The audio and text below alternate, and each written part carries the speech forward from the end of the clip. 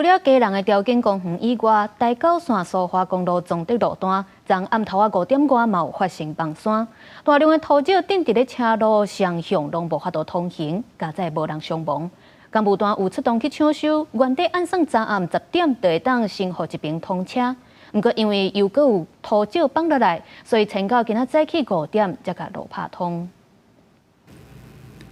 大粒石头放来挡在路的台九线苏花公路162.9公里崇德路段，初三尾暗5点外发生崩山，真侪石头挡伫咧路的双向的车拢无法度过。警方伫咧管制站头前管制上北的车。崇德隧道北端山壁塌方主弹双向道路，北上车辆在管制站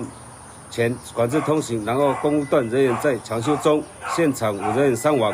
南无干部单讲，受到方面的影响，苏花路龙局部地区对流混合发展正旺，河林到崇德段中港河一阵一阵，边坡的土石正无稳定，现场放来土量差不多3000立方公尺，已经派人去处理。研判原因可能是因为前几天有下比较大的雨啦，那加上前阵地震它比较松动哦。对。那但目前我们的机具哈，因为它现在土石方的数量比较多，机具已经在现场，那要进行